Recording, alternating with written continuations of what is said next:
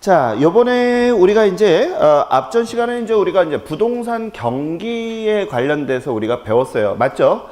사실은 이제 여기까지가 사실은 거기까지가 경제론이라고 이제 우리가 보통 얘기를 해요. 부동산에서는. 근데 원래 전 시간에 배웠던 것도 어떻게 보면 우리가 부동산 시장에 들어가는데 커리큘럼의 편차를 어떻게 되냐면 경기를 우리가 이제 경제론에다 편입을 둬서 보는 경우가 있어요. 자, 이번 시간에는 저랑 같이 이제 시장론 본격적으로 한번 좀 들어가 보도록 할게요. 자, 한번 볼까요? 자, 우리가 이제 부동산 시장론 똑같이 이어서 들어갈게요. 자, 우리가 이제 부동산이라고 하는 것은 이제 뭐 얘기 안 해도 다 아십니다. 토지하고 뭐를 건물이라는 거 정도는 이제 아셔야 됩니다. 그죠? 자, 그러면 이제 우리가 부동산하고 알겠죠? 인간하고의 관계에 대해서 잠깐만 설명을 할게요. 제가 이제 첫날 첫 시간에 뭐라고 그랬느냐 하면 인간은 부동산을 뭐하고 시작 사고 뭐하고 팔고 하는 것을 하는 행동을 하죠. 그죠? 이것을 제가 첫 시간에 뭐라고 그랬냐면 부동산 뭐라고 그랬다? 활동이라고 했던 거 혹시 기억하시나요?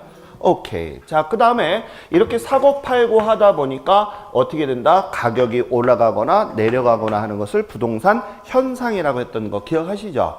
오케이. 자, 그러면 이제 우리가 배울 것은 뭐를 배울 거냐 하면 본격적으로 이제 시장인데 인간이 알겠죠? 인간이 부동산을 구입하거나 팔 때 있어서 알겠죠? 즉 거래를 하면서 우리가 어딘가 모여서 거래를 할 거 아니에요. 그런 공간, 자, 뭐 만나서 일단은 주고받거나 이런 걸 할 거 아니겠습니까? 그런 공간을 우리는 뭐라고 얘기한다? 우리는 시장이다 라고 얘기를 해요. 그래서 우리가 마켓이다 이렇게 얘기를 합니다.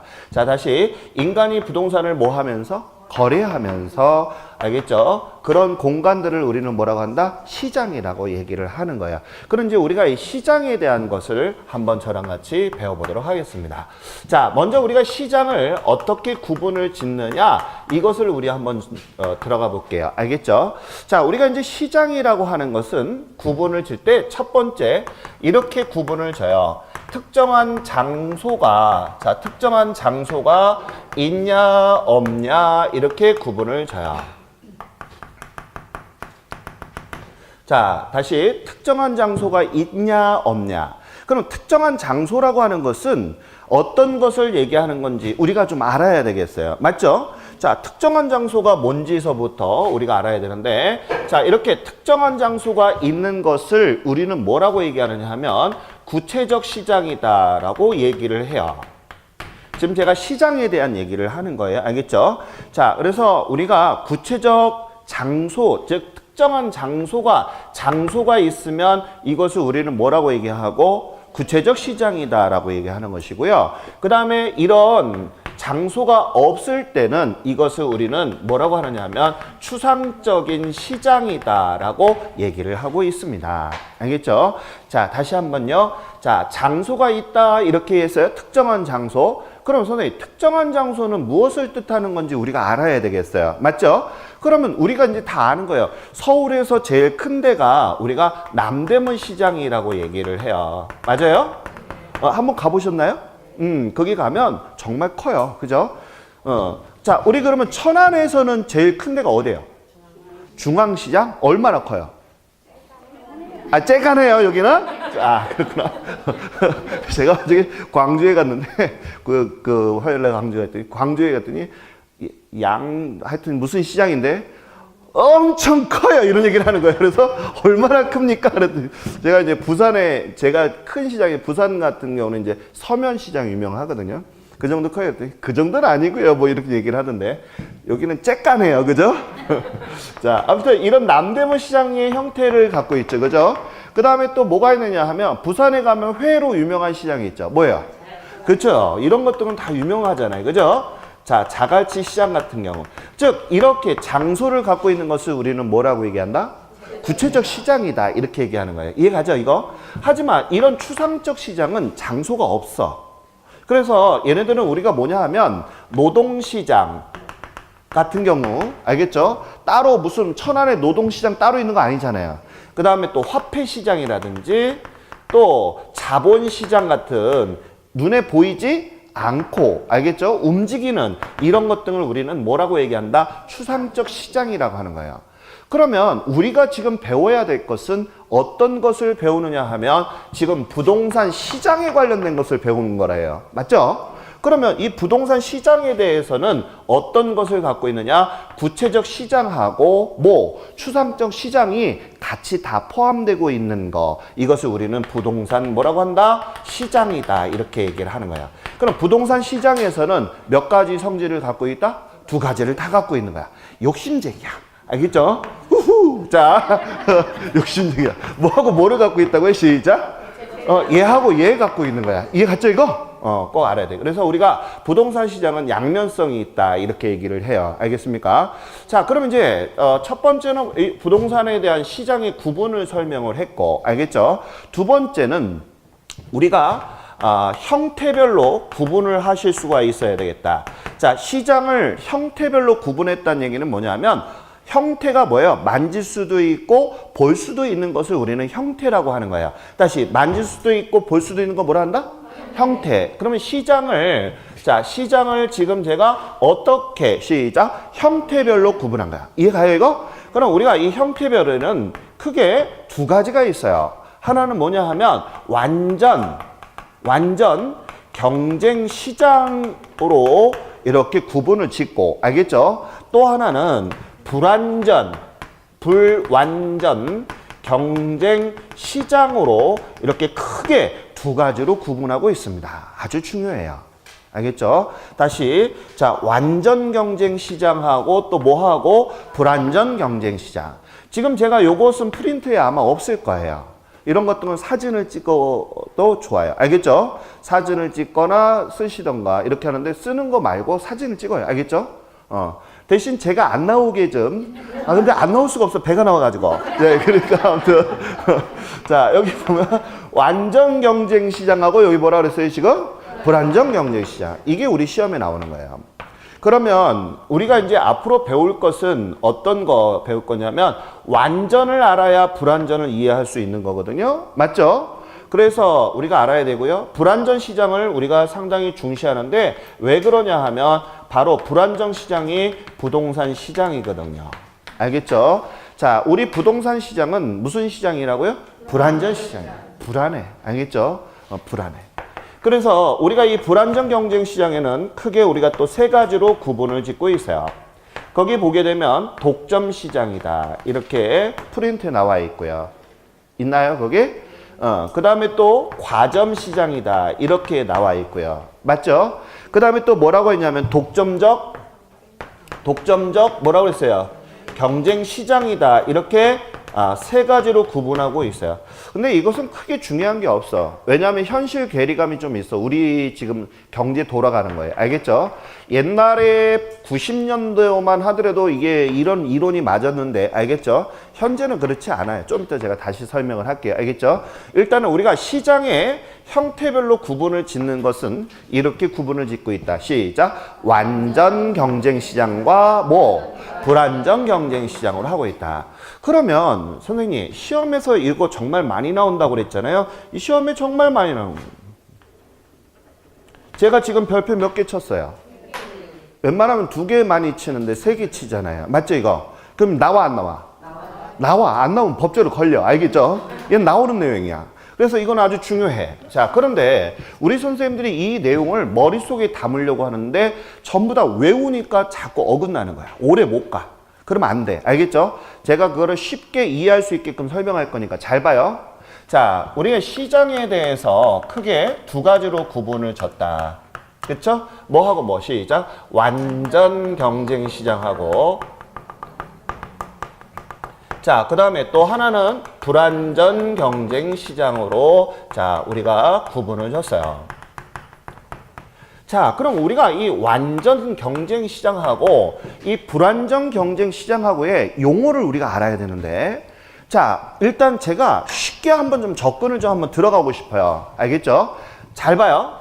이 완전 경쟁 시장은 어떻게 머릿속에 연상 단어를 팍 박아야 되냐 하면, 얘는 홀딱 벗은 놈이야. 알겠죠? 이상하게 생각하면 나 미워할 거야. 자, 다시. 나를 자꾸 보면 안 돼. 알겠죠? 난 일자 몸매이기 때문에 볼 게 없어요. 그러니까 자, 얘는 완전 경쟁 시장은 홀딱 벗은 놈이야. 알겠죠? 그래서 얘는 정보가, 알겠어요? 정보가 완전히 뭐한 놈이야? 공개된 놈이야. 응? 그래서 홀딱 벗은 놈이라고 얘기하는 거예요. 알겠죠? 얘는 뭐 그냥 다 벗고 있는 거야. 알겠죠? 다 벗고 있는 놈이다. 이렇게 보시면 돼. 하지만 이 불완전이라고 하는 얘는, 알겠죠? 얘 불완전이라고 하는 것은 얘는 수건 한 장을 걸친 거야. 앞에. 알겠죠? 그래서 중요한 거는 다 가렸어. 그러니까 얘는 정보가 뭐 한 거야? 공개한 거야? 비공개한 거야? 그렇지. 비공개된 애야. 그러니까 얘는 항상 궁금해하는 놈이 많아. 아유. 자, 뭐 이상하게 하면 19금에 걸리니까 알겠죠?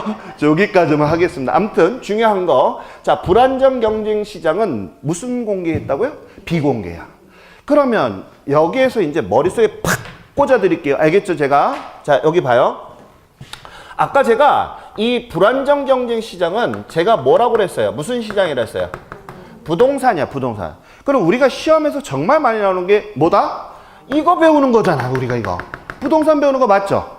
그런데 중요한 것은 완전을 이해하지 못한 상태에서는 얘를 이해할 수가 없어. 그래서 둘 다 알아야 되는데, 자, 제가 이런 얘기를 할게요. 자, 먼저 부동산은 우리가 뭐라고 배웠어요? 시작. 토지하고 건물. 그럼 물어볼게요. 이 토지와 건물은 싸, 비싸? 비싸, 비싸. 그럼 일단은 제가 정의 좀 먼저 끄집어낼게요. 얘는 고가야. 고가야. 알겠죠? 자, 그렇기 때문에 지나가다가 아파트 아파트 되게 멋있어. 알겠죠? 그래서 우와, 저 아파트 멋있는걸? 얼마야? 20억인데요? 저거 사자. 이렇게 하는 사람은 없어. 맞죠? 손 들어봐. 그런 사람. 친하게 지내게. 알겠죠? 그런 사람 없단 말이야. 즉 이런 부동산은 고가다 보니까 충동 구매가 있어요? 없어요? 없어. 맞죠 이거? 없대. 모 회장은 그런 얘기를 하더만요. 제가 책 자서전에 보니까 생일 때마다 자기 손주들한테 땅 문서, 집 문서를 새해 인사드리면 새해 복 많이 받으세요. 그러면 넌 양평동 땅을 갖거라. 뭐 이렇게. 부러워. 그죠? 다시 안 태어나고 싶어. 자, 진짜 싫어. 알겠죠? 그리고 너는 무슨 사업을 갖거라. 뭐 이런 거 있잖아요. 얼마나 좋을까. 그죠? 자, 아무튼 충동 구매가 일어날 수가 없는 게 부동산이라는 거예요. 알겠죠? 그럼 이제 머릿속에 불안전 시장이라고 하는 것은 등치가 뭐 한 거야? 큰 거에 작은 거야. 큰 거야. 부동산이니까. 알겠죠? 그럼 완전 경쟁 시장은 어떤 거를 제가 머릿속에 팍 꽂아줄 거냐 하면 얘네들은 쉽게 사고 팔 수 있는 거야. 알겠죠? 다시 얘는 얘 반대거든. 그래서 얘는 쉽게 사고 팔 수 있는 게 뭐가 있느냐? 우리가 자주 먹는 거. 자, 뭐야? 뭐? 참이슬. 언니 오늘 좀 남아야 되겠어. 자, 라면, 그 다음에 술, 담배. 지금 기호식품이죠? 자, 아무튼 예. 그래서 이런 것 등을 우리가 얘기하는 거예요. 이해 갔어요 이거? 오케이. 자, 그러면 이제 팍 와닿잖아 지금. 그죠? 참이슬 처음처럼. 가훈이에요. 처음처럼. 알겠죠? 자, 그래서 여기 보시면 여기 라면, 그죠? 이런 것 등을 쉽게 살 수 있어 없어? 있어. 편의점 지나가는데 막 누가 거울에 내 얼굴을 보면서 라면을 되게 맛있게 먹어. 그럼 막 라면 땡겨. 맞죠? 그럼 가서 먹어야 돼. 안 먹으면 안 돼. 그죠? 막 잠에서 꿈에서 나타나. 그래서 먹어야 돼. 이런 충동 구매가 있다 없다? 있다. 그죠? 그러니까 저하고 있다라고 지금 대답하신 분은 저하고 배 사이즈가 비슷할 거라고 봐요. 자, 아무튼 자, 중요한 것은 자, 이제 여기 봐요. 이런 것만 기억하면 안 돼. 이거 기억해야 되는데. 알겠죠? 자, 그리고 잘 봐야 돼. 자, 완전 경쟁 시장에서는 이렇게 사는 게 어떻다? 쉽다, 어렵다. 쉽다. 이게 바로 완전 경쟁 시장이라고 생각을 하세요. 그러면 이제 술, 담배 그러니까 왠지 뭐 이상하니까. 알겠죠? 우리 그래도 수준이 있는 사람인데 라면만 이렇게 머릿속에 담을게요. 알겠죠? 누가 보면 혼나요. 자, 그럼 우리 라면. 알겠죠, 여기? 그러면 여기 머릿속에 이제 담는 거야. 그럼 완전 경쟁 시장은 라면이라고 생각을 하시고, 상품이. 그 다음에 얘는 뭐? 얘는 뭐? 부동산이야. 이해가요, 이거? 그럼 이제 여기다 놓고서 이제 살 붙이는 거야. 그러면 이제 아주 쉬워. 자, 첫 번째 한번 봐요. 자, 거기 보면 박스가 있을 거예요. 박스. 프린트 보셨어요? 거기 박스에 보게 되면 완전 경쟁 시장이 왼쪽에 나와 있고, 그죠? 그 다음 오른쪽에는 부동산 시장이라고 제가 써놨죠. 거기 가로 열고 뭐라고 쓴다. 시작. 불완전 경쟁 시장이라고 좀 적어주세요. 자, 다시 뭐라고 적는다고요? 시작. 불완전 경쟁 시장. 그럼 이제 완전 경쟁 시장하고 불완전 경쟁 시장을 제가 비교해 드릴게요. 알겠죠? 자, 그럼 여기 고개 들어봐요. 자, 우리 하나 물어볼게요. 자, 지금 천안이야. 알겠죠? 천안의 사람들을 놓고서 제가 한번 여러분들한테 이해를 시킬게요. 천안의 사람이 부동산을 사는 사람이 많아요? 라면을 먹는 사람이 많아요? 그렇지. 얘가 더 많죠. 맞아요? 라면을 사 먹고 하는 사람이 더 많잖아. 부동산을 사는 사람보다. 그처럼 완전 경쟁 시장은 참여자들, 즉 시장 참여자라고 하는 것은 수요와 공급을 일으키는 사람을 우리는 뭐라고 한다? 시장 참여자라고 하는 거예요. 이해가요? 그래서 시장 참여하는 사람이, 얘는 라면을 먹는 사람들은 많다라고 그랬죠. 그래서 얘는 다수야, 소수야? 다수야. 다수. 그런데 천안에 여기에 예를 들어서 서구라고 그러면 천안의 서구에 집을 사는 사람이 많아요, 적어요? 저거 만약에 많으면 나 이거 그만두고 중개사 자격증 따야 돼. 맞아요, 안 맞아요? 장사 잘 되니까, 거래가 잘 되니까, 그죠? 자, 그렇지만 그렇지가 않다는 얘기죠. 천안에 부동산을 사는 사람은 라면보다 적어요, 많아요? 적어. 그래서 얘는 불안정 경쟁 시장은 뭐에 해당이 되는 거야? 소수야. 이해 갔나요, 이거? 아하, 그럼 머릿속에 딱 기억이 났잖아. 라면은 많이 먹어, 사람들이. 그러니까 뭐? 다수. 얘는 워낙 비싸니까 거래되는 게 적어. 뭐? 소수. 이해가죠, 이거? 오케이. 그 다음에 두 번째는 동질성이라고 해서 나와 있는데, 자, 여기 잠깐만 봐요. 자, 예를 들어서 제가 신라면이라고 한번 해볼까요? 알겠죠? 신라면. 그러면 신라면이 서울에서 하나에 1,000원이라고 한번 예를 들어보자고요. 알겠죠? 그러면 서울에서 신라면이 1,000원이 천안에서도 1,000원, 광주에서도 1,000원, 부산에서도 1,000원. 맞아요? 그 다음에 또 서울에서 먹는 신라면이 맛이, 자, 천안에서 먹는 맛과 같아요, 달라요? 같아요. 아니 거기 다른디요? 이렇게 하면 안 돼. 알겠죠? 거기 집어넣는 거 빼고 순수한 라면만. 알겠죠? 같아. 그렇기 때문에 신라면이라고 하는 자체는 상품이 같은 거죠? 같은 거야. 그러면 같을 동자거든요. 같을 동자에 질적인 할 때 질자예요. 알겠죠? 그러면 동질성이 있다 없다?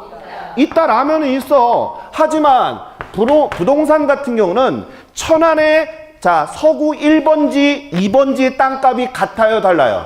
달라요. 또 생긴 것도 같아요, 달라요? 달라요. 하기 때문에 얘는 동질성이 있다 없다? 없어. 없잖아.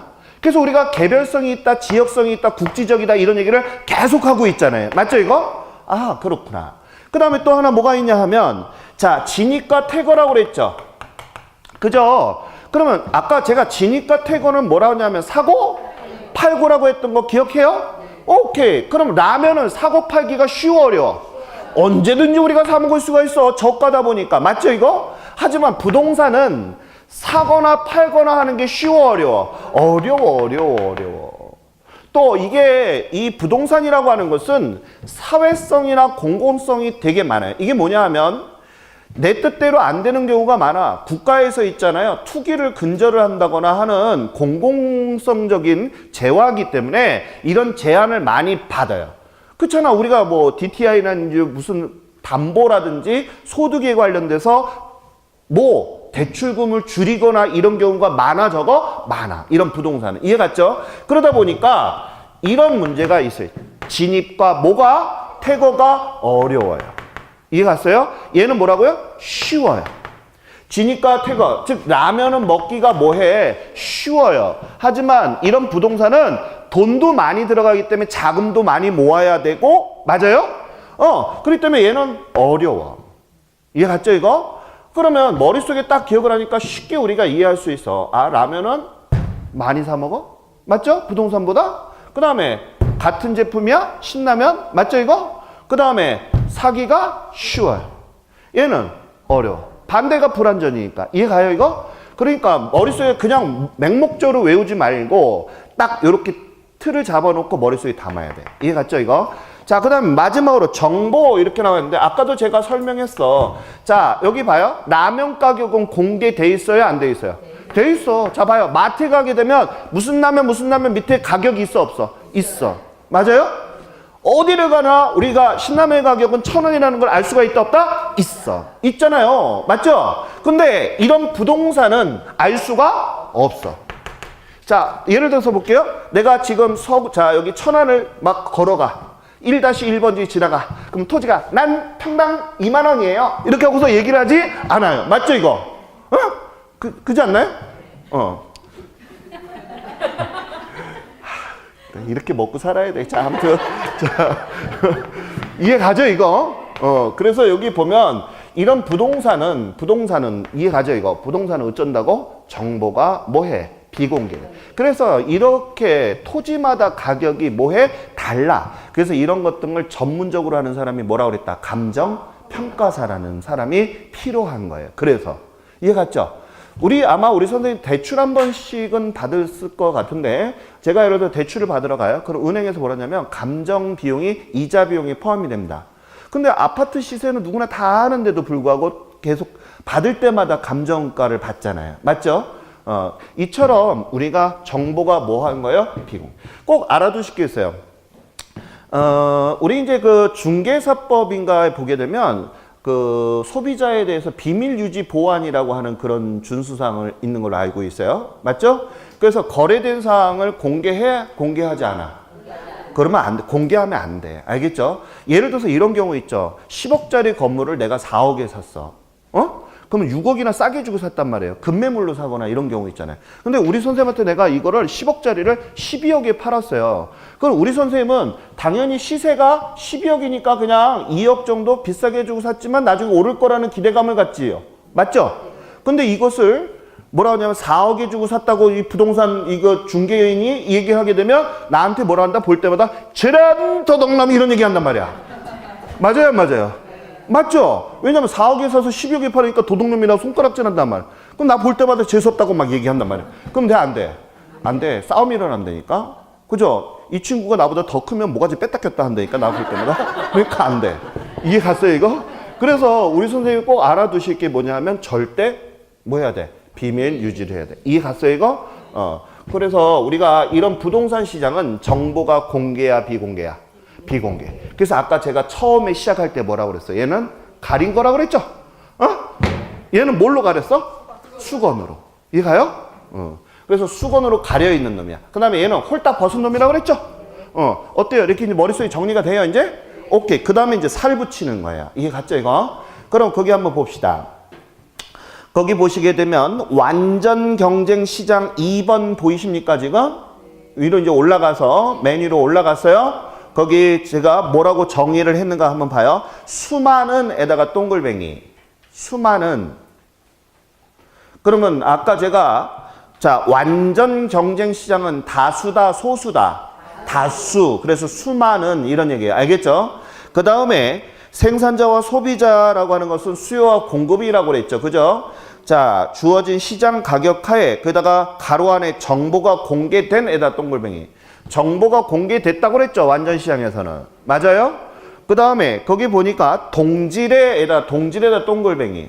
자, 완전 시장에서는 동질성이 있다 없다? 있다. 신라면 다 동질하죠. 그죠? 자, 그래서 동질성이 있고 그 다음에 상품을 사고 파는 시장을 뭐라고 한다? 시작. 완전 경쟁 시장이다. 이게 정의예요. 완전 경쟁 시장. 설명을 듣고 나니까 이해가 하시죠? 오케이? 이거 그냥 외우지 말고 제가 설명한 대로만 머릿속에 담으시면 돼요. 알겠죠? 자, 그러면 이제 우리가 거기 성립 요건에 보게 되면 1, 2, 3, 4번 제가 다 얘기했던 거 한 번씩 볼게요. 다수, 동글뱅이 했어요? 그 다음에 동질성 밑줄 봤어요? 자, 거기다 신라면 적어놓게 되면 이해할 수 있겠죠? 신라면은 다 똑같다고 그랬잖아. 그 다음에 거기 자유로운 진입과 뭐가 있다고 그랬어? 태거가 있다는 얘기는 사고 파는 것을 얘기한다고 그랬죠. 자, 그 다음에 거기 보면 부동산은 반면에 뭐라고 그랬다? 고가이기 때문에 쉽게 사고 파는 게 어렵다라고 했어요. 맞아요, 이거? 오케이. 그 다음에 완전한 정보라고 했죠, 지금. 그러면 아까 제가 완전 경쟁 시장에서는 홀딱 벗었다고 그랬잖아.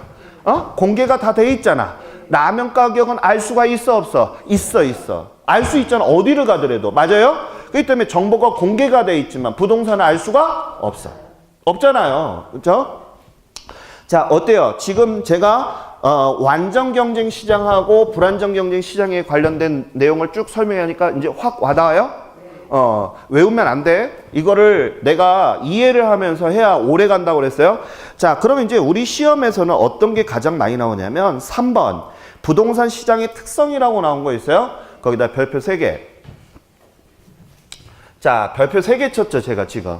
그 정도로 중요한 놈이에요. 시험에 자주 나오는 그 레퍼토리니까 꼭 알아두셔야 됩니다. 자, 그 특성에 대해서 제가 이제 설명을 좀 들어갈게요. 알겠죠? 첫 번째 보겠습니다. 자, 첫 번째 거기 보게 되면 그 특성 같은 경우는 시험에도 많이 나온다 해서 별표가 3개 있는 거 보이시죠, 지금? 그 정도로 빈도수가 상당히 높은 단원이에요. 꼭 봐야 돼. 그럼 아까 제가 불안정 경쟁 시장은 설명을 했어요. 소수다, 다수다? 소수. 그죠? 그래서 그 제가 뭐라 그랬냐면 천안에서 집을 사고 파는 사람은 라면을 먹는 사람보다 적어. 맞아요? 그래서 불안정 경쟁 시장은 내가 뭐라 했다? 소수라고 했다. 기억하셔야 돼. 오케이. 그 다음에 거기 보면 독점 시장, 과점 시장, 독점적 경쟁 시장이라고 나온 거 있어요? 그거 잠깐만 설명할게요. 어머, 지웠네. 자, 아무튼 이거 뭔지 알죠? 불안정 경쟁 시장에 있는 거. 아유, 주책이야. 자, 아무튼. 자, 그러면 거기 잠깐만 봐요. 독점 시장이라고 하는 거, 거기에 예를 들어보면 전기에다 동글뱅이 하나만 쳐줄래요? 전기. 자, 물어볼게요. 우리 전기는 우리 대한민국에서 한 군데서 공급하고 있죠. 어디야? 한국전력에서 하잖아. 한국전력에서 독점에서 지금 공급하는 거 맞죠? 이게 독점 시장이야. 이해가요? 와닿아요? 지금? 수도도 어디에서 공급하죠? 상수도 사업본부라고 하는 데서 공급하잖아요. 한 군데서. 그죠? 그래서 이렇게 독점적으로 하는 것을 우리는 독점 시장이다 얘기를 하고요. 과점이다라고 하는 것은 뭐냐 하면 과하다는 얘기거든요. 그러니까 여기 봐요. 우리나라의 자동차를 다 과점, 여기 딱 이렇게 장악한 시장이 어디 기업이에요? 시작. 현대 자동차, 기아 자동차, 쌍용 자동차, 삼성 자동차 뭐 이렇게 우리가 크게 4개 시장이 있죠. 그죠? 얘네들이 전부 다 대한민국의 자동차를 다 장악했잖아. 이걸 우리는 과점 시장이라 하는 거예요. 이해 갔나요? 그 다음에 마지막으로 거기 독점적 경쟁 시장은 이거는 지금 현실에 봤을 때 괴리감이 있어. 맞지 않는다라고 봐요. 알겠죠? 이런 것들은 시험에 안 나오니까 그냥 보기만 해요. 옛날에는 동네마다 목욕탕이 있었어요. 그리고 동네마다 이발관이 있었어요. 맞죠? 그렇지 않나요? 동네마다 있었어요. 그래서 저는 제일 목욕하는 게 싫었어요. 왜냐고 물어봐요. 예? 안 물어보니까 그냥 넘어갈 거예요. 그래서 물어보니까 얘기하는 거예요. 살짝 삐지려고 그랬는데 기분 상하는 걸. 자, 우리 동네에는 목욕탕이 이렇게 한 군데밖에 없었잖아요. 요즘에 사우나니 뭐 대땡 많잖아요. 그죠? 근데 옛날에는 동네마다 목욕탕이 있고 동네마다 뭐가 있어요? 이발관이 있어요. 그래서 그 동네에 벗어나면 없고, 그죠? 그래서 이렇게 있는데 요즘에는 미용실이나 이런 게 되게 많잖아요. 우리 동네만 하더라도 우리 그 아파트 앞에만 하더라도 뭐 뿌리 염색, 뭐 염색, 뿌리는 왜 염색을 하는지 모르겠지만 아무튼 뭐 염색방도 있고 뭐 이발관, 뭐 미용실 뭐 이런 게 한 4-5개가 있더라고요. 동네만 하더라도. 그 정도로 많다는 얘기예요. 그래서 이런 내용들은 맞지 않아요. 근데 제가 왜 목욕을 안 해요? 샤워는 날마다 하는데 목욕탕은 잘 안 가는 게 그 우리 아버님이 옛날에 그 일요일마다 옛날에 군 출신이셔서 그 일요일마다 꼭 5시에 깨워요. 그래가지고 5시에 깨워가지고 목욕탕을 우리 그 삼형제를 다 데려가요. 그래서 목욕탕 주인을 그 시간에 깨워요. 일어나라고. 그래서 물을 그때 틀어놔요. 홀라당 벗은 상태에서 물이 찰 때까지 얼마나 후달달하게 떨고 있어야 되잖아요. 맞죠? 그렇게 하고 때를 밀 때는 이태리 타올로 미는 게 아니라 그 신발 빠는 소리 있죠? 그럼 막 무릎이나 이런 데를 막 밀어졌겠어요. 그러면 막 여기 막 몸이 어떻게 됐겠어요? 껍질이 벗겨요. 그래서 제가 그런 거 너무 싫어해. 나 이거 욕한 거 같은데? 나 이거 누워서 침 뱉게 하는 욕 같아. 지금은 절대 전 때를 밀지 않아요. 불리지. 알겠죠? 자, 아무튼 거기 봅시다. 그 다음에 이제 우리가 국지적이다 이런 말은 아까도 제가 설명한 것처럼 국한적이다 이런 얘기죠. 부동산의 특징이에요. 알겠죠? 왜 그래? 부동산은 각 지번마다 가격과 특색이 다 다르죠. 그죠? 그래서 국지적 시장이다. 또 움직이지 않는 시장이기 때문에 우리가 부동성이 있다 없다? 있다. 이렇게 얘기를 하는 거고요. 그 다음에 3번 수급 조절이 곤란하다에다 별표 2개. 자, 수급 조절이 곤란하다. 자, 여기에서 우리 선생님이 제가 별표 2개 친 이유가 시험에 자주 나오니까 그래요. 알겠죠, 이거? 별표 2개 쳤어요, 이거? 그럼 여기 봐요. 자, 수급이란 얘기는 수요와 공급을 줄인 말이에요. 알겠죠? 다시 수급이라는 말이 앞으로 많이 나올 건데 수급이다 이런 얘기는 시작. 수요와 공급을 줄인 말이에요. 그럼 이게 뭐야? 수요와 공급을 조절하는데 곤란하다 이런 얘기죠. 어렵다는 얘기네. 맞아요? 어려워. 자, 이 말이 무엇인지 잠깐 좀 설명 좀 해야 되겠어요. 자, 여기 고개 들어보세요. 자, 우리가 이제 단기와 보통 이 장기에 관련된 것을 제가 여기다 적어놨는데 단기에는 가격이 제가 뭐라고 써놨어요? 왜곡됐다라는 표현을 써놨나요, 지금? 네. 써놨죠? 너무 중요해, 이거. 아주 중요해. 시험에서도 많이 나오는 거예요. 뭐가 가격이 왜곡됐다는 거야, 지금? 뭐가? 부동산이. 이해 갔어요? 그 중에서도 가격이 왜곡됐다는 것은 주택의 경기를 우리가 보통 얘기도 해요. 주택. 자, 예를 하나 들어보겠습니다. 자, 잘 봐요. 제가 앞전에 경제론에서 어떤 걸 가리켰냐 하면 균형 가격이라고 했던 거, 또 균형량이라고 했던 거 배운 거 기억하십니까? 그럼 잠깐 한번 설명을 할게요. 자, 사려는 사람을 우리는 수요자다라고 얘기하는 것이고, 자, 팔고자 하는 사람을 우리는 뭐라고 얘기한다? 공급자라고 합니다. 그쵸? 그런데 사고자 하는 사람이 자, 40명이라고 한번 예를 들어보자고요. 다시 몇 명? 40명. 그런데 공급자는 지금 집을 공급하는 사람이에요. 알겠죠? 자, 그러면 20채밖에 없다라고 한번 예를 들어보자고요. 그러면 집이 많아요? 사람이 많아요? 사람이 많단 말입니다. 그러면 뭐가 귀한 거예요? 사람이요? 집이요? 얘가 더 귀하죠, 지금. 그럼 제가 뭐라고 그랬냐면 경제로는 간단해요. 단순한단 말이에요. 귀하면 가격은 어떻게 돼? 올라가는 거예요. 다시 귀하면 꼭 기억하세요. 귀하면 알겠죠? 귀해. 그러면 가격이 뭐 한다고요? 상승해. 이해 가요, 이거? 그러면 여기 봐요. 계속 천장직으로 올라가겠죠? 왜? 바란스가 안 맞으니까 사려는 사람이 더 많잖아요. 그러면 뭐가 붙어? 프리미엄이라는 게 붙어서 가격이 계속 뭐해? 올라가. 그럼 국가에서는 이런 것을 방치하고 볼 수가 없어. 맞아요? 그럼 국가에서는 어떤 대책을 세우느냐 하면 자, 20채가 모자르잖아요, 지금. 그렇지 않나요? 집이 20채가 모자르기 때문에 20채를 뭐 해주려고 한다? 공급을 해가지고 국가에서는 알겠죠? 자, 이 동네에 40대 해가지고 균형을 뭐 해주려고 그래? 맞춰주려고 한단 말이야. 이게 국가의 마음이야. 그런데 중요한 게 뭐냐 하면 자, 국가의 마음인데 알겠죠? 그래서 공공주택을 막 짓잖아요. 근데 물어볼게요. 아파트가 뚝딱 하고 1년 만에 지을 수가 없어요. 왜냐하면 행정 절차도 거쳐야 돼. 맞아요? 그 다음에 부지도 확보를 해야 돼. 이런 게 시간이 많이 걸린단 말이야. 그럼 그 걸리는 동안에 주택의 가격은 계속 어떻게 돼? 올라가 내려가? 올라가. 이게 바로 가격이 왜곡됐다는 거예요. 그럼 언제까지 가격이 계속 올라갈 건데? 이런 얘기야. 그럼 언제까지? 국가가 주택을 뭐 하는 때까지? 공급할 때까지 가격이 계속 뭐 한다? 올라간다. 그래서 우리가 이 가격의 왜곡 현상의 가장 중요한 것은 바로 뭐냐 하면 국가가 주택을 뭐 할 때 공급할 때까지 가격이 계속 올라간다고 그랬죠.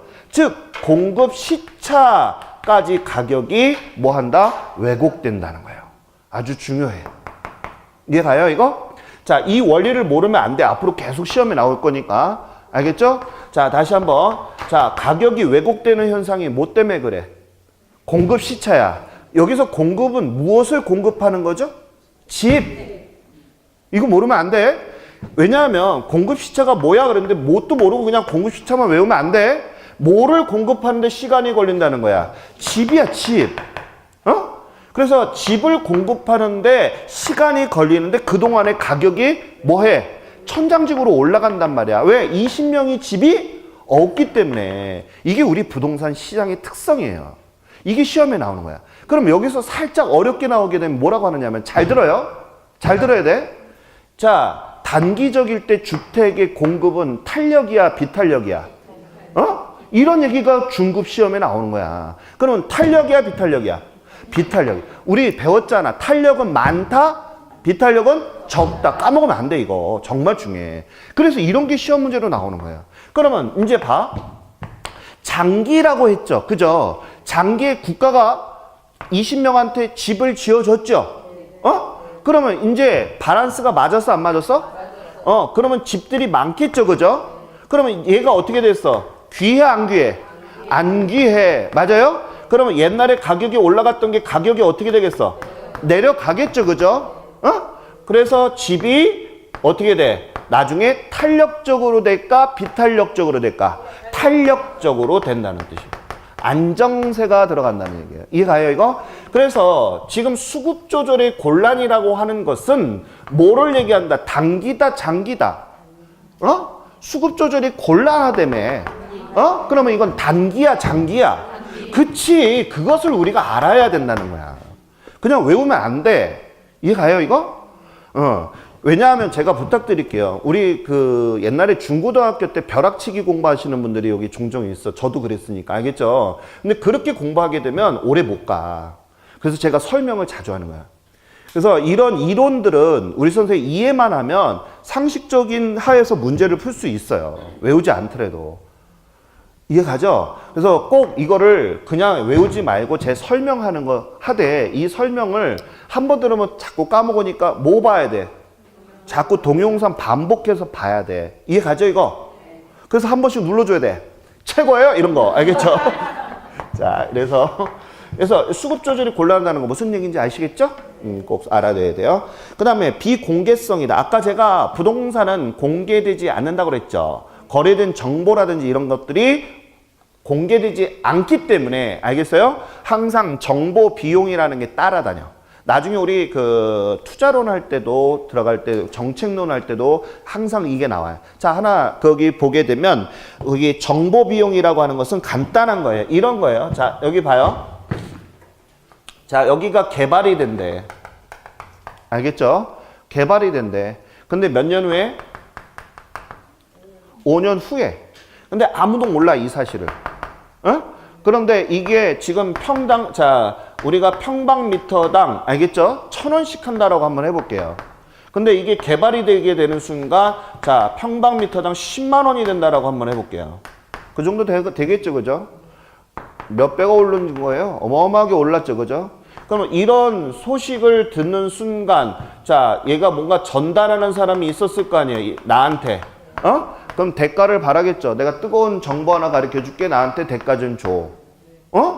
그런 얘기 해야 안 해요? 이때 내가 얘한테 돈을 줬을 때 이것을 우리는 뭐라고 한다? 정보 비용이야. 그때 정보 비용이 비싸냐 싸냐 이것은 우리 나중에 계산 문제로 시험에 나와요. 알겠죠? 그냥 정보 비용이 뭐다라는 정도만 우리 가볍게 알아요. 지금은. 자, 이렇게 됐다는 거.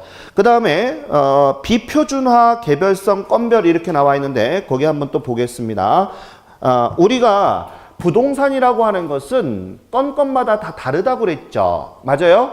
자, 부동산은 택배나 포장할 수가 있어요? 없어요? 없어. 제가 그랬죠. 부산의 땅을 천안으로 데려올 수가 없잖아요. 맞죠? 그 다음에 그래서 우리 중개업을 하시는 분들은 부동산을 유통하는 게 아니라 소유권을 뭐 하는 거예요? 이전하는 행위를 하는 게 중개업이에요. 무슨 얘기인지 이해 갔어요? 다시 부동산을 유통하는 게 아니라 뭐라고 했어요? 소유권을 이전하는 행위를 하는 게 우리 공인중개사예요. 이해 갔죠? 그래서 우리가 부동산이라고 하는 것은 표준화시킬 수가 없어. 표준화라는 얘기는 이런 얘기예요. 천안에 서구의 1-1번지가 예를 들어서 평방미터당 1,000원이었다면 이런 얘기예요. 그러면 1-1번지가 1,000원이었고 1-2번지는 자 똑같이 1,000원이었고 1-3번지는 1,000원이었고 라고 할 수가 없어. 왜? 1-1번 땅은 알겠죠? 여기가 뒤에 한참 뒤에 올라간 땅이고 1-1 요거는 좀 앞에 나온 거고 알겠죠? 여기는 1-3 땅은 도로가 이렇게 접해 있는 땅이야. 가격이 같을까요? 어느 땅이 제일 비싸? 1-3이 더 비쌀 거 아니에요. 그런데 이것을 기준해서 1-1을 기준해서 평방미터당 1,000원이라 할 수가 없다. 이게 표준화란 말이야. 그러면 부동산은 표준화할 수가 있다 없다? 없어. 무슨 뜻인지 이해가 가나요? 오케이. 그래서 그런 내용이 나와 있고 그 다음에 법적 제한이 과다됐다라고 하는 것은 이런 부동산 같은 경우는 제가 아까 사회성과 공공성이 강하다고 그랬죠. 그러다 보니까 어떻게 돼? 투기라든지 이런 것을 국가에서는 뭐 한다고 그랬어? 제재를 가하잖아. 제가 늘 얘기하는 거 여기 봐요. 국가의 마음은 한 사람당 집과 토지를 골고루 나눠주는 거 제가 뭐라고 그러냐면 자원배분이라고 했던 거 기억하십니까? 국가의 입장에서는 골고루 나눠주고 싶은 게 국가의 마음이야. 하지만 우리는 민주주의면서 시장경제 체제에 있기 때문에 소득이 많고 적금의 차이가 있어요. 맞아요, 안 맞아요? 맞죠? 하기 때문에 우리가 전에 인플레이션 할 때는 실물자산을 많이 소득이 많은 사람 뭐 한다 그랬지? 많이 구입한다고 그랬고 기억하죠? 이런 소득의 차이에 따라서 우리가 차이가 나기 때문에 국가에서는 소득이 많은 놈이 부동산을 많이 보유하지 못하게 하는 그런 공공성적인 그런 게 부동산이란 말이에요. 그래서 우리가 부동산은 이렇게 사회성하고 뭐가 많아요? 공공성이 많은 재화다 이렇게 얘기를 하는 거예요. 그래서 법적인 제한을 거는 거야. 안 그러면 생각해봐요. 우리 현대나 무슨 삼성 이런 애들이 대한민국 사고도 남지. 안 사요? 나고도 남다. 근데 걔네들을 자꾸 못 사게 하는 이유가 뭐야? 독점을 하게 되면 걔네들이 어떻게 되겠어요? 비싸게 집값 올릴 거 아니야. 그지 않겠어요? 그렇기 때문에 우리는 그게 놀아날 수밖에 없기 때문에 국가는 그것을 어떻게 하는 거야? 단절을 짓는 거야. 이해 갔죠? 이런 것 등을 여기 봐요. 공부하실 때 이런 것 등을 외우면 안 돼. 사회성 공공성이. 왜 그런데요? 왜 그런데요? 라는 것을 항상 머리에 염두를 두시고 하게 되면 외울 필요가 없어. 이해 가죠? 알아야 돼. 자, 그 다음에 7번에다가 별표. 자, 7번에다가 별표. 2개. 자, 이거 시험 문제로 의외로 많이 나오는데요. 많이 틀립니다. 그리고 이거는 아주 중요해요. 앞으로 이제 우리가 현업에 계시는 분들은 이 내용을 꼭 머릿속에 담으셔야 돼요. 알겠죠? 자, 아주 중요한 얘기야. 자, 이자율에 대한 얘기 잠깐만 좀 들어가 보도록 하겠습니다. 자, 우리가 이 이자율에 따라서 경제 현상이 달라요. 부동산 시장에. 그래서 잘 들으셔야 됩니다. 자, 우리가 이자율이 인상되거나 이자율이 하락하는 경우가 있어요. 알겠죠? 자, 이때에 부동산 시장에 들어온 손님한테 우리 선생님이 어떤 시장을 권해야 되는지를 알아야 돼. 그래서 시험 문제가 자주 나오는 거야. 그리고 이자율이 민감하게 올라가고 내려가는 거에 따라서 우리 선생님은 어느 쪽에 사업 내가 중개 행위를 할 것인가 목표도 설정할 수가 있다는 얘기예요. 무슨 얘기인지 갔죠? 이 정도로 중요해. 그래서 우리가 학계론을 배우는 거예요, 사실은. 학계론에 경제론이 많잖아요. 그죠? 그 이유가 뭐냐면 경제 흐름의 현상을 보고서 우리가 중개 행위를 어떻게 할 것이냐 이걸 알아야 돼. 이해가요? 그럼 여기 잠깐만 봐요. 자, 우리가 이자율이 올라갔을 때 가장 중요한 게 뭐냐면 월세에 관련된 얘기를 많이 해요. 응? 월세. 알겠죠? 그러면 하나 물어볼게요. 자, 이자율이 낮아. 저금리야. 그러면 이때는 사람들이 어떠냐 하면요. 자, 월세는 사는 사람이 뭐를 한다? 이자가 싸죠? 월세 살던 사람이 이자가 싸니까 뭐를 구한다? 전세를 해. 대출 받아서. 또 전세를 살던 사람이 뭐를 산다? 집을 사. 왜? 전세 80%가 주택 가격하고 같으니까 금리가 싸잖아요. 맞아요? 하기 때문에 주택을 구입해. 그렇기 때문에 잘 봐요. 자, 이렇게 이자율이 낮으면 월세 수요가 늘까 줄까? 줄어. 이해가요?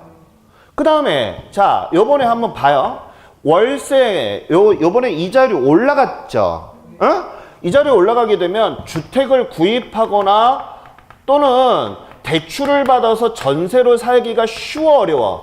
어려워. 이 자체가 쉽지 않아. 맞아요? 돈 없는 사람들은 집을 사거나 또는 전세를 살기가 쉽지 않단 말이에요. 뭐가 올라가니까? 이자가 올라가니까. 그러다 보니까 이때는 뭐를 한다? 월세를 찾게 된다는 거예요. 이해가죠? 그러면 여기 앞전처럼 우리가 금리가 올라가는 추세란 말이에요. 내년도에 또 어떻게 될지 몰라요.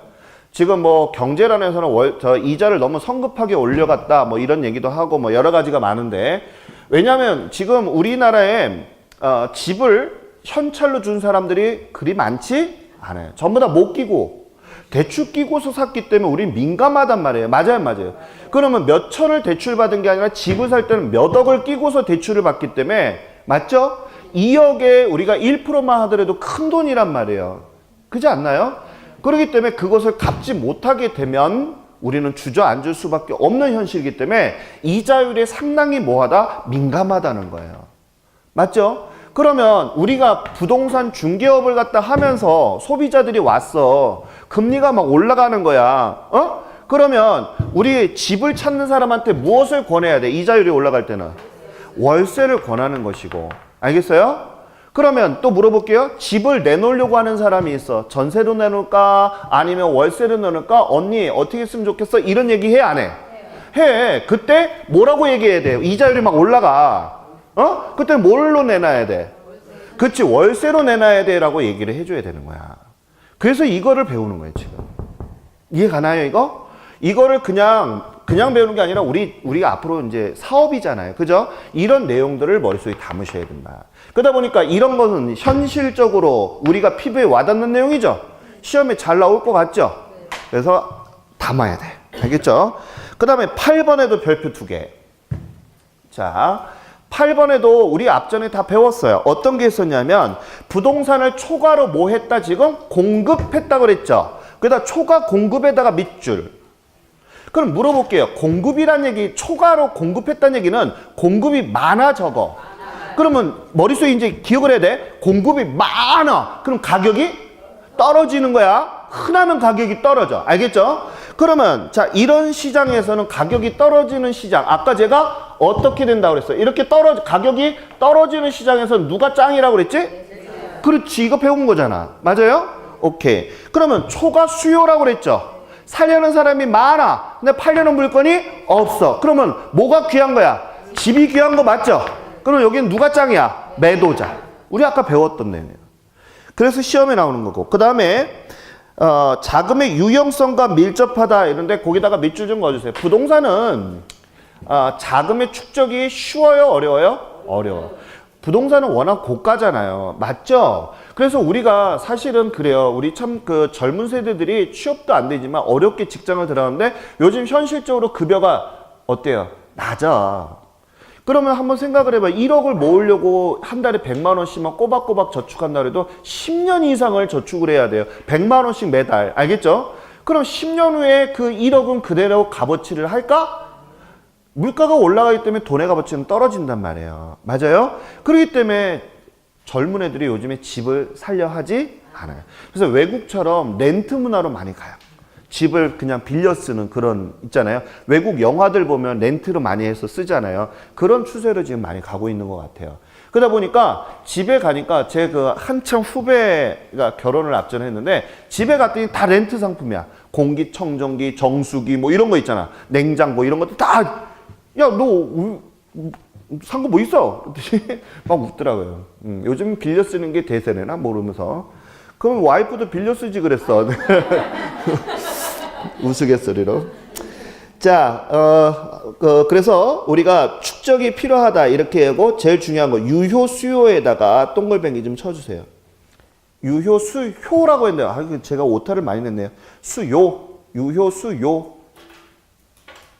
자, 제가 우리 유효 수요에서 배웠는데 유효 수요는 크게 제가 결론적으로 두 가지가 있어야 되는데 하나가 뭐하고 뭐? 욕구하고 능력이라고 했던 거 기억해요? 오케이, 그거 까먹으면 안 돼. 다시 유효 수요는 자, 유효 수요는 두 가지가 있어야 돼. 뭐하고 뭐? 시작. 욕구하고 능력이 있어야 돼. 욕구는 뭐라 그랬지? 마음. 응? 능력은 사고자 하는 능력, 돈이 있어야 된다 그랬잖아. 맞아요? 그래서 이런 부동산 같은 경우는 오랫동안 돈을 모아서 살 수 있는 사람의 성질을 갖고 있다는 얘기예요. 부동산이라고 하는 것은. 이해 갔죠? 자, 라면 같은 경우는 어때? 우리가 비싸지 않아. 그러니까 언제든지 사 먹을 수 있어. 오랫동안 라면을 사 먹기 위해서 나는 1,000원, 1,000원 이렇게 모으지 않아. 맞아요? 그렇지 않는단 말이에요. 이해 갔죠? 자, 그러면 여기까지가 지금 부동산 시장의 특성을 제가 지금 설명을 했어요. 마지막으로 그 기능만 두 가지만 설명하고 잠깐 쉬었다 할게요. 알겠죠? 기능은 중요치는 않지만 그냥 뭐 좀 알아두자고요. 제일 중요한 거, 이 부동산이라고 하는 것은 아까 제가 쏠림 현상으로 1인 독재하에서 다 갖고 있는 게 아니죠. 공산주의가 아니니까. 그래서 우리 선생님들 지금 앉아 계신 선생님들 집이 있는 분도 있고 없는 분도 있지만 아무튼 내가 살고 있는 공간이 있다 없다? 있다. 그럼 부동산을 나눠서 쓰고 있는 거잖아요. 그럼 부동산을 뭐 한 거야? 자원을 배분했다라고 보는 거예요. 국가에서는. 맞아요? 그잖아. 우리 대한민국 땅에서 내 집이 있다는 얘기는 자원이 뭐 한 거야? 배분한 거 맞죠? 오케이. 그렇게 된 거야. 자, 그 다음에 교환, 그렇게 나와 있죠. 두 번째. 그 다음 기능, 교환 기능은 뭐냐 하면 이런 얘기예요. 부동산이라고 하는 것은 잘 봐요. 토지와 건물은 뭐하고 바꾸냐? 자, 내가 토지와 건물을 사려면 뭘 주고 사야 돼? 그러면 토지하고 건물은 돈하고 교환이 됐네? 이런 교환 기능이 있고 또 자, 예를 들어서 토지와 건물끼리 교환하는 경우 있죠. 왜 가끔 교환 이런 거 하잖아요. 이런 교환 기능이 있고 또 하나는 내가 집을 갖고 있는데 자, 전세를 줬어. 자, 이렇게 교환하는 경우도 있죠. 임대차 같은 경우 그것을 갖고 있다. 잠깐 우리 쉬었다가 이제 그 이어서 또 들어갈게요. 알겠죠? 예.